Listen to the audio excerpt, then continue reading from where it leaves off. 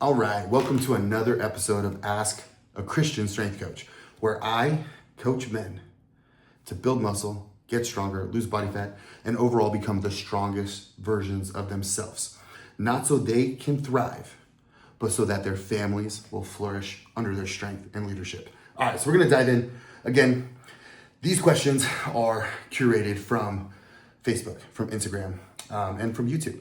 So search us on all platforms at Fit Couple U. That's where you'll find us. Drop your question in the comment section, and that's where I pull the topics that I'm going to talk about from. So without further ado, let's go ahead and dive in, if I can talk today.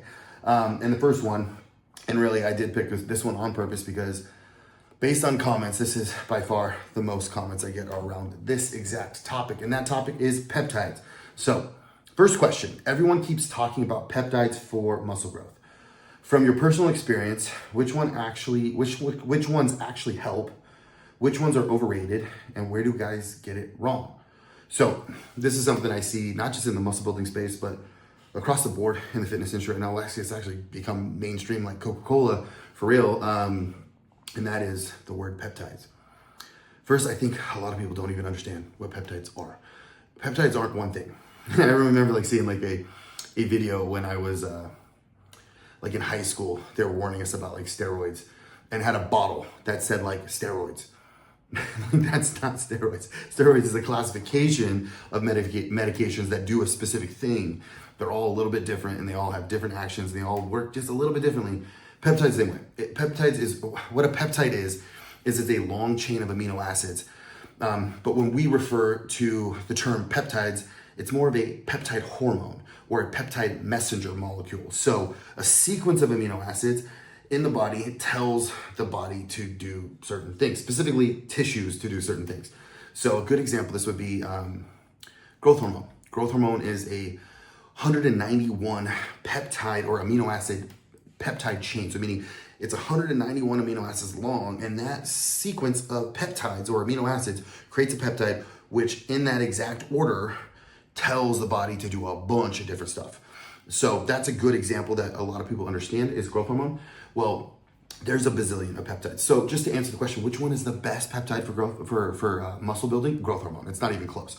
So we can just move on past to the next one.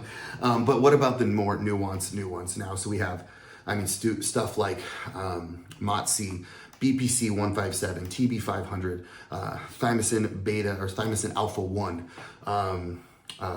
sermorelin, tesamorelin.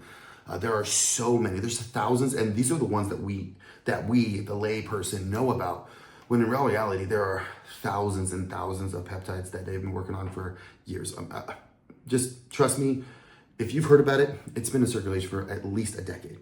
For instance, the GLP-1s, those are peptides.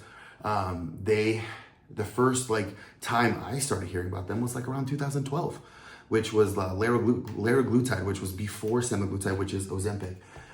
So they've been working on this stuff for a long time, and I do think they've made a lot of advancements in this technology. However, none of them, in terms of building muscle, are really going to hold a candle to growth hormone. That is still going to be your kingpin when it comes to peptides. But there are a few other ones that I think are worth looking into or worth possibly trying. And mind you, I'm not a medical doctor, nor do I play one on the internet. But these are just ones that I have personally tested that I saw some pretty cool responses from. And I definitely would consider using them again, given the right context. So the first one for me that I tried just this last year was MOTS-c. And MOTS-c, it functions inside the mitochondria. It really has a lot of benefits, at least for me. What I saw was around just energy metabolism. So I just was able to be more energetic, especially in a calorie deficit when I was in prep, when you're supposed to be kind of tanking. But the side benefits is where I think muscle building really starts to shine. And that comes around two things specifically. One is going to be inflammation. If you've been trying to put on muscle for a while, meaning you're eating in a caloric surplus, meaning you're eating more food than you're consuming or more than you're burning, you're training really hard, and maybe you might be, using testosterone, use some other stuff to kind of help you grow tissue. But even if not, you're going to be accumulating some inflammation over time. Well, MOTS-c does a really good job of, at least for me and what I've seen with other people, is keeping that at bay and keeping you pretty low inflammation chronically. The second aspect, which I think is really important for muscle building, is the insulin sensitivity side of it. So at a certain point, when you eat surplus of calories for a long period of time, inevitably you're going to run into some insulin sensitivity issues. And there's a lot of reason for this, but it's mostly because you're eating a lot of food, and a lot of those foods are going to be carbohydrate specific when you're trying to put on tissue. So in a deficit, you're probably not going to eat as many carbs, but when you're growing, you are going to absolutely be ramping up carbohydrates because that's the predominant fuel source that we use while we're training. So in order to continue to put on good amount of lean tissue, not just weight, maintaining insulin sensitivity is absolutely a must. And MOTS-c is a very, very effective tool with that. There also is an argument for microdosing the new GLP-1 retatrutide, which is not available, at least not FDA approved yet. It's past phase 3 of clinical trials, so it will be available by next year. But I've heard through the grapevine that a lot of these GLP-1s are going to disappear from the peptide websites really soon because the FDA is really cracking down on these third-party sellers. Man, it sucks because they're expensive as hell when you get them from your doctor. But if I was Pfizer or Lilly and I had spent billions of dollars developing this stuff in R&D and spent years and years of testing, and like they're way in the hole when it comes to like creating this stuff, I wouldn't want some mom and pop, peptide shop, ripping me off and selling my stuff that I went and spent all that money trying to develop. So I understand it, but at the same time, it sucks as a consumer. But yeah, so retatrutide could be very efficacious in a bulking phase, simply because it does do a lot to maintain insulin sensitivity. And I think it mainly does that through the glucagon pathway in keeping your liver fat at bay. So like visceral fat, fatty liver disease, generally when you lose insulin sensitivity is because at a certain point you started to saturate your liver fat stores. So triglycerides start to go up within the bloodstream.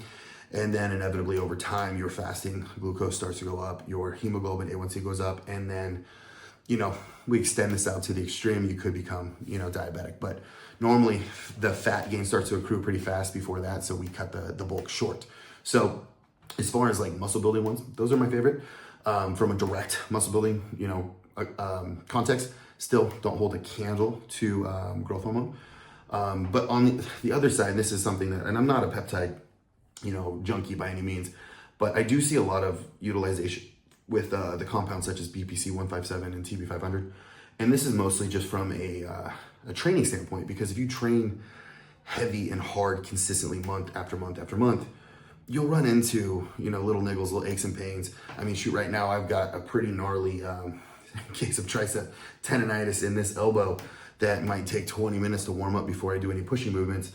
And incorporating something like BPC, which is really good for healing joints and ligaments and tissues, I could see that having a really big benefit on the training side, which again, training is the performance side, that if we're eating enough, resting enough, we will be giving the stimulus to incur muscular growth. So we need the training side. So if we can recover better, it would only go to show that, or at least it would seem logical that would be an aid in muscle building. So what about the overrated ones? The vast majority of them are overrated in terms of muscle building and fat loss for that much. And when I say overrated, it's not that they don't work, it's that they don't work nearly enough to warrant the cost. A lot of these are really expensive, and a lot of them have very little to no actual research behind them, or at least human studies. So it's tough to really even know where to dose. And I'm using an example here that is not technically a peptide, but people talk about it as a peptide a lot, and that's SLU-PP32, which I've used an obscene amount of this at this point. And it's actually not, it's a small molecule, if you will, but it's not a peptide. And it's so tough to get the human equivalent of dosing because all the studies were done in rodent models. So to extrapolate, people would be using like hundreds of milligrams per day, and I was using like 500 micrograms. And it's really expensive. Like if you're gonna spend, a mortgage payment a month, you might be able to get that 100 milligram dose, but it doesn't move the needle far enough for me to warrant that cost. So to me, I would say that's super overrated. Another one that's overrated, methylene blue.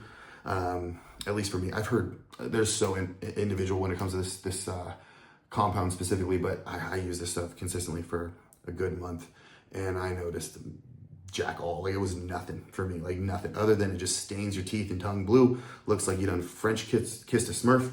It didn't make any sense. My wife was confused, and I lost no body fat. I had no more energy, and overall, it did nothing for me. And now I find out that later that, and I'll give credit to Chris Duffin, because he put out an excellent video on methylene blue and why to use it or not use it, that it actually has a pretty potent inhibitory effect on nitric oxide production, which is something we absolutely need when we're trying to train and grow muscle. So I'll just leave that there. I find that one to be incredibly overrated. Again, not a peptide, but thrown into the peptide conversation. You can see I could have like literally an hour-long video on just peptides. So to sum that up, 11 minutes later is simple. Growth hormone's a king. Maybe think about adding in something like MOTS or retatrutide in small doses for insulin sensitivity and anti-inflammatory benefits.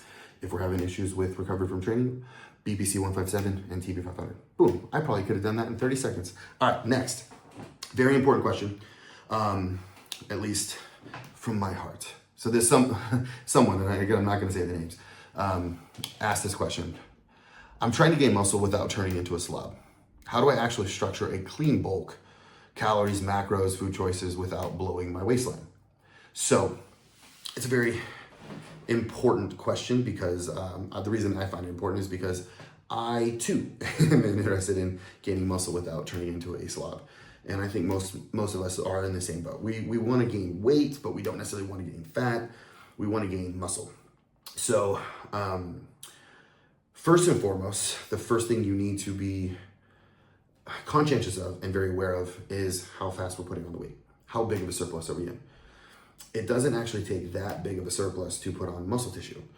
And the reason I'm saying this is because muscle tissue inherently is a very slow process.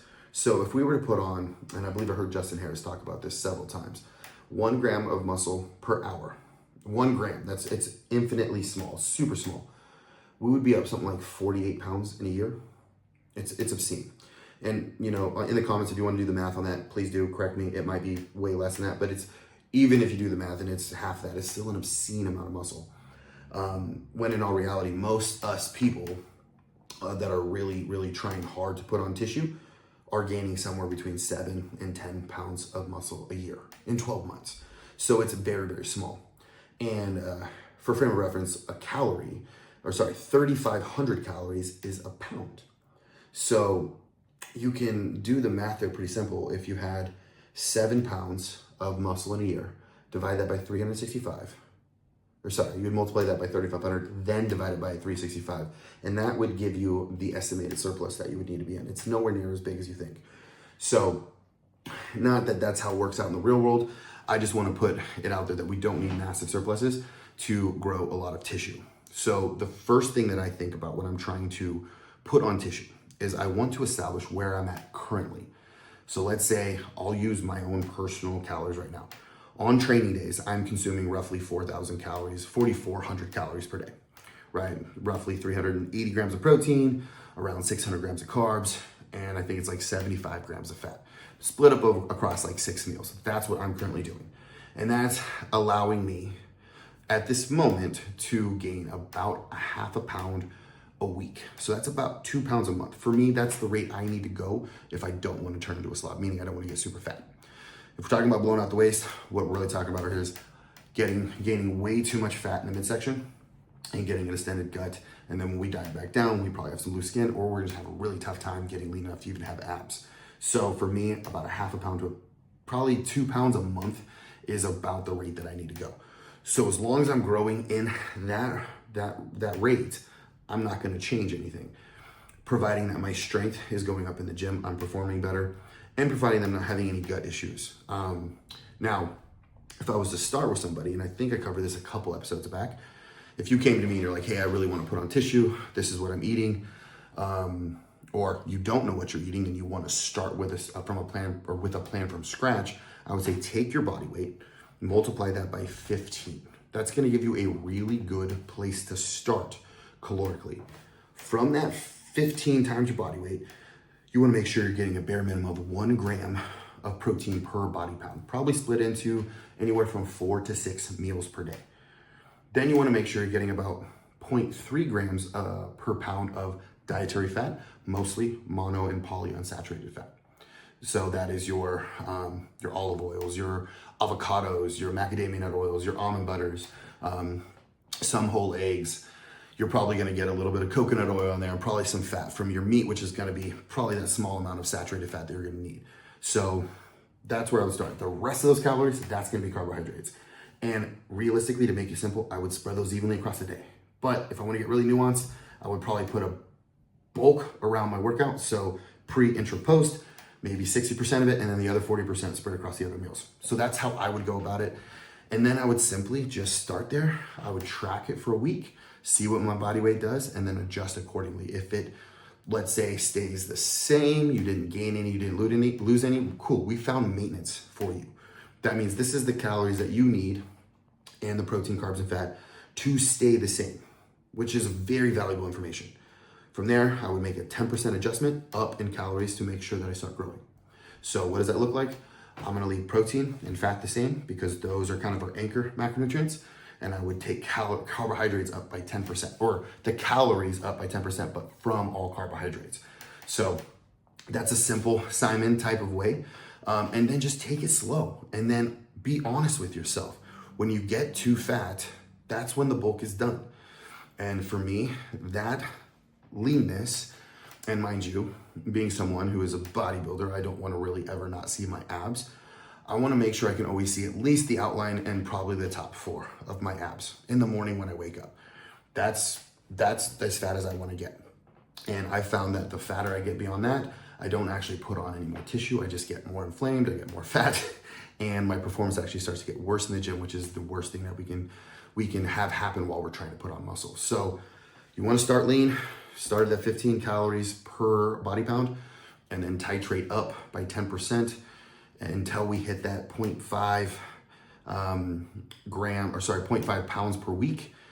And then just let it ride, and you most likely will accrue a little bit of body fat as you go. But when you crop up to where you can't see your abs anymore, you're right on the fringe, that's when the bulk is done. And then you enter into either a maintenance phase or back, you tidy it up a little by pulling calories back and go into a mini cut. So that's my very simple prescription for how to get big without getting fat. All right, next, best training split versus never again. So this question is around training splits. What is the best one you've ever used to build muscle? And what's one approach you'll never go back to? So the best one I've personally ever used to put on muscle, it honestly, it does fly in the face of a lot of research. And that is, I would train 6 days a week, a ton of volume. And I was really, I don't know if you guys are familiar with John Meadows. So he was one of my very first coaches, very first online coach. And he was kind of the OG when it comes to, and to this day, still I would consider one of the best coaches ever to live.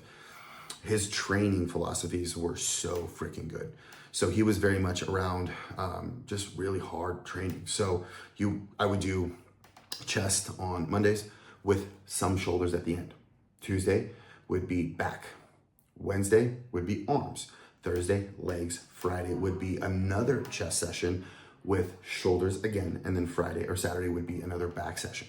So 6 days a week. And the way that it would work is those first 4 days were what he called his base days. And that means we're getting after it. That means we're taking things to failure. That last working set of every exercise usually had an intensity technique on it.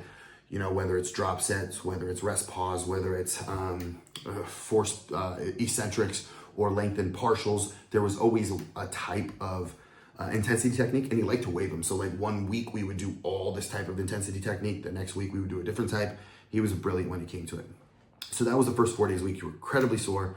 And then the last 2 days of the week, the muscle groups that I wanted to focus on, hence my shoulders, my chest, and my back, those would be more pump days. So I would call those like bro days, where you're doing like 4 sets, you know, not included warm-ups, like 4 working sets of like 10 to 12, not taking it to failure, just getting a lot of blood in the muscle, not burning it out, not really making it sore, but if anything, facilitating a little bit of recovery and stacking on just a little bit more volume.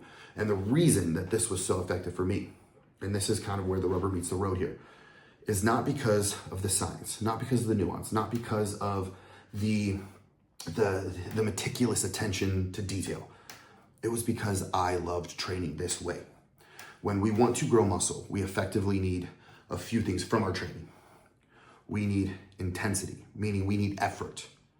And so I'm gonna use intensity different than the powerlifters use intensity. Intensity in a strength training term is percentage of 1 rep max. In bodybuilding hypertrophy work, it means effort. Like, how hard are you training? I want a 10 out of 10 intensity. For me, that's fun. I love that. And 2 is we have to have good execution. As long as we cover those 2 criteria and we just have a sufficient amount of volume, we're going to grow, providing nutrition's on point and rest and recovery's on point. So whether you want to go Dorian Yates style, 2 sets per work or per exercise, or you want to go Lee Haney or John Meadows, 30 or 40 sets, they both work. The most important thing is, which one do you buy into the most? For me, I love training the way that John Meadows trained. I love those intensity techniques. I love getting a little psycho and going a little crazy in the gym. You know, obviously with good form, but like, I love leaving my soul on the gym floor. And I hate living out of a logbook. So in all reality, that's why it worked for me. But for you, does it check the box? Am I giving enough effort? And 2, is my execution on point? And number 3, am I getting at least enough volume to require an adaptation of growth? All right, moving on. So what is the biggest mistake you've made trying to gain muscle early in your career? And what would you tell a younger version of yourself? So I'm gonna take a pretty decent a different approach from this one. And that is, coaches are people, and they're not all created equal. And I'm not saying this negative or positive. I'm just saying that what your coach says is not gospel. There's an element of, I would say, bias that all coaches have, myself included. Good coaches respond to athletes. They don't have a framework. Good coaches see what's happening in front of them and they adjust the plan accordingly. They don't just use what worked for them and apply it to you. So I had a coach way back in the day. He was actually my first in-person trainer, who also coached me for like my first 2 bodybuilding shows. So actually first 3, because I did my second season, I did back-to-back, like week after week. And the stuff that we did was just absolutely obscene. And I loved the training side of it. He was such a good trainer. But out of like the food side of it, there was so much missing knowledge there. There was a time, and I'm not kidding, for over a year, I ate nothing but steak and asparagus and or broccoli. No, that's it. There was no rice, there was no potatoes, there was no cheat meals, there was nothing else. And it was every 2 hours. It was 16 ounces of cooked steak. Not ground beef, steak, had to be steak. And then asparagus one meal, the next meal broccoli, and just alternate. That's what I ate every 2 hours, like it was my job. And you can imagine, my guts was all sorts of messed up, but I was 22 years old. And your guts can handle a lot when you're young. But I didn't grow nearly that much, not as much as I should have, being that young and that new to training like a bodybuilder. I should have put on a lot more tissue. And I was doing double day training sessions back then, so a lot of training. And so severely overtraining and eating 0 carbs for over 12 months. And you can imagine how awesome that went and how awesome that felt. And I can tell you that the reason that was a mistake was not just because it was a suboptimal. It was because it created a real bad relationship with food for me. I saw carbs as a very negative thing when they are probably one of the most important things that we need to grow tissue and have really good training sessions. And so when I finally broke after my 3rd show, I put on like 35 pounds in a week, and it was terrible. I was a bloated mess. And it took probably 6 weeks to lose that 35 pounds. And guess what? I went right back to no carbs because that's what I've always seen that worked. And I was effed up mentally for a while because I had a severe eating disorder because of that. And it took years to recover from that. So that was my biggest mistake and something I would never go back to, nor would I ever recommend. I'm very much about, we need a game plan that works, but we also need something that fits your lifestyle and your psychology as well. Because much like training, the best diet is the one that you will stick to, within reason. Obviously, if you told me like, hey, I only eat ho-hos and donuts, then I would say, okay, we got to meet in the middle somewhere. But like, we have to be on board with the nutrition, right? So it needs to be enjoyable. It needs to be sustainable so that we can be consistent, because muscle, like I said, is a long process. And yeah, anybody can do this stuff for 12 weeks. I did it for over 12 months. But can you do it for 10 years? And that's really where massive physiques change, is in that decade range. So, all right, moving on. Is Christmas a good time to try to gain muscle, or should you guys just survive the holidays? How do you actually approach this season for progress instead of damage control? So I feel like these are two separate questions. So the first thing I would ask myself is, what's my purpose? What's my goal? You know, if I'm getting ready for a competition or a meet or something like that, yeah, I'm gonna be pretty on point with everything.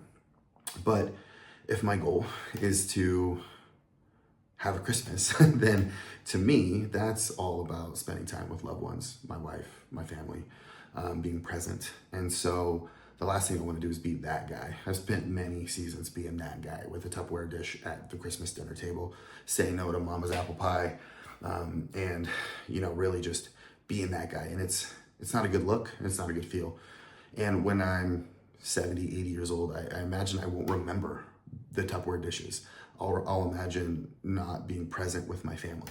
So that's how I approach this, is start with what is your goal? What's your timeline? And then second, you know, what do you want out of Christmas, right? So if you want to be locked in, and let's say you have a meet or a competition or something, you know, very pressing, I would still tell you to just be a human and, you know, eat the meal with your family, and then the rest of the meal just be on point. But if you want to lock it down, that's your choice. You're a big boy, and you can do whatever you want to do. But just know that there is a piper to pay if we miss a lot of these family functions. And I'm still paying that piper to this day. So, but how do you do this without, you know, really backsliding and treating this like damage control, right? So I'm a big fan of like moderation, right? So I like to make sure that I'm eating all of my good meals throughout the day. And then the Christmas meal is my meal off, right? And still that meal, I'm anchoring it with good protein, right? It's generally turkey or ham, right? You're generally gonna have a good protein source. And then I just make sure, if I have a plate, you know, I've got my turkey or my ham on one side. I'm a ham guy, I don't really like turkey that much.